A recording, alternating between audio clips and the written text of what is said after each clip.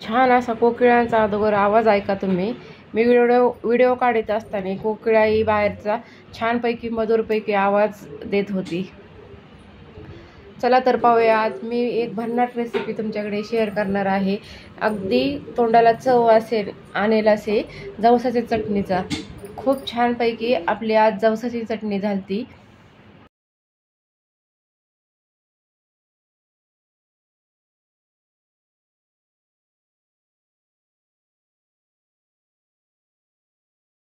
काय ठिकाणी जवसाला अळसीही म्हणतात, आमची इथं पण जवसच म्हणतात। खूप सारे ही चटणी खायला चवदार व फायदेही तिचे तितकेच जास्त। अशा पद्धतीने चटणी बनवाल तर सर्वांनाच खूप छानपैकी आवडेल। तुम्हाला जवस माहीत नसेल तर व्हिडिओमध्ये तुम्ही पाहून घ्या की जवस कशा पद्धतीने असते, कारण की सर्व किराणा मालाच्या दुकानात जवस भेटते, पण हे जवस मी माझ्या आईकडनं घेऊन आले। त्यांच्या शेतामध्ये जवस पिकतात।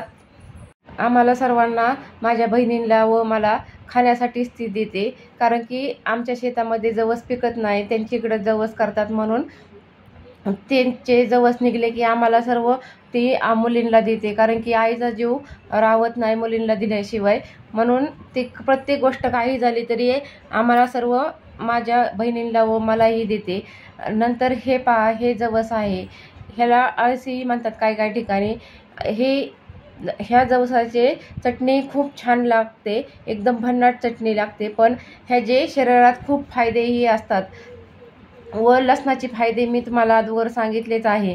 इकडे खूप सारा लसूण घेतला व लाल तिखट व मीठ चवीनुसार। तुम्हाला लाल तिखटाचे प्रमाण कमी जास्त काही करायचे असेल तर करून घ्या, पण आम्हाला तिखट लागते म्हणून मी एवढ्या चटणीसाठी एवढे लाल तिखट घेतले आहे। व जवस आपले पावशेर आहे, म्हणजेच 250 ग्रॅम जवस मी इथे घेतले व 2 चमचे जिरं मी इथे त्याच्यासाठी वापरणार आहे। व खूप सारा गावरान लसूण मी वाटीभर सोलून घेतला आहे। त्याच्यात जास्त पाकळेही काढायचे नाही, नाहीतर लसणाची चव जरा कमी होते चटणीमधले। त्याच्यामुळे थोडेसे लसणाच्या पूर्ण सोलून न काढता थोडेसे त्याचे वरचे कवर राहून द्यायचे, चटणीमध्ये खूप छान लागते।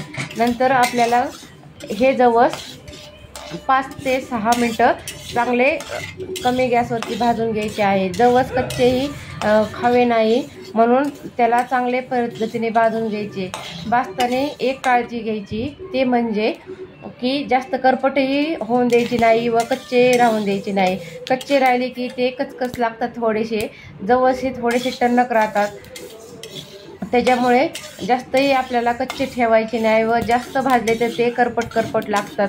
त्याच्यामुळे तुमच्या अंदाजानुसार तुम्ही जवसाचा गॅस बंद करा। माझ्या व्हिडिओमध्ये दाखवले आहे त्याचप्रमाणे तुम्ही कमी गॅसवरती जवस भाजून घ्या। चटचट वाजायला लागले, थोडेसे फुटायला लागले जवस की गॅस बंद करून त्याच जवसामध्ये आपल्याला शेवट जिरं घालायचं। जिरं ही आपल्याला थोडेसे शेकून घ्यायचे, म्हणजे जिऱ्याची चव खूप छान लागते। व बाकीचे लाल तिखट, मीठ व लसूण तो कच्चाच आपल्याला जवस वाटल्यानंतर वाटायचा, कारण की जवस दळताना जड जातं जळण्यास, त्याच्यामुळे अगोदर लसूण व मीठ मिरची घालायची नाही। नंतर अगोदर एकदा जवस मिक्सरला फिरून घ्यायचे व नंतर त्याच्यात मीठ व मिरची व लसूण हे टाकून परत मिक्सरमध्ये फिरवायचे। तुम्हाला थोडीशी जाडसर चटणी आवडत असेल तर जाडसरही ठेवू शकता, व थोडी बारीक आवडत असेल तर जास्त वेळ मिक्सरला फिरवावं लागते। जास्त वेळ फिरवले की त्याच्यातनं तेल निघायला सुरुवात होते।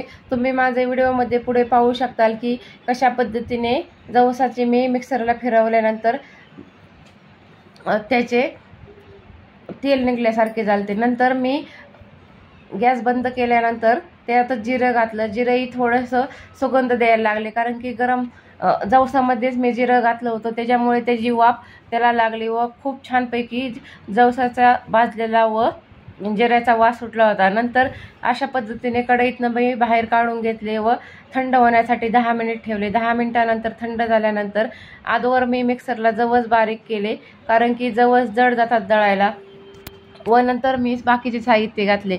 अशा पद्धतीने जवस दळून घ्यायचे।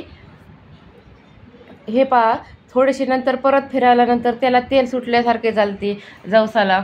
खूप छान चटणी होते. तुम्ही नक्कीच अशा पद्धतीने ट्राय करून पहा. चटणी खूप छानपैकी चव, अगदी तोंडाला चव येते. जवसामध्ये उष्णता खूप असते, म्हणून जवसाचे सेवन जास्तीत जास्त करून हे थंडीमध्ये, पावसाळ्यामध्ये करा. उन्हाळ्यामध्येही तुम्ही खाऊ शकता, पण थोडेसे मापातच जवसाची चटणीचे सेवन उन्हाळ्यामध्ये करा. नंतर सर्व मी लसूण, लाल तिखट, मीठ हे सर्व त्याच्यात घालून घेतले व तेही मिक्सरला फिरवले. थोडीशी जाडशी भरड झालती, पण मी परत हे मिक्सरला फिरवून घेणार आहे. खूप छानपैकी आमची जवसाची चटणी झालती. तुम्ही नक्कीच अशा पद्धतीने जवसाची चटणी करून पहा. काही ठिकाणी अळसाची चटणी म्हणतात, पण आमची इथं जवस म्हणतात.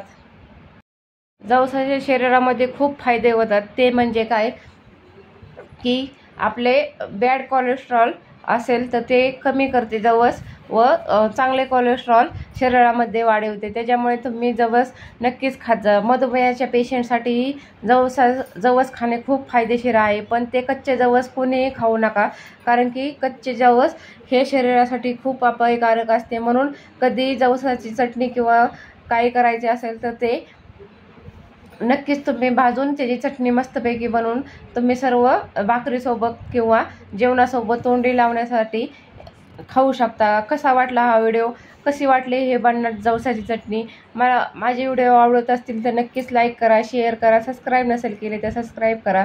Thank you for watching my video. Bye.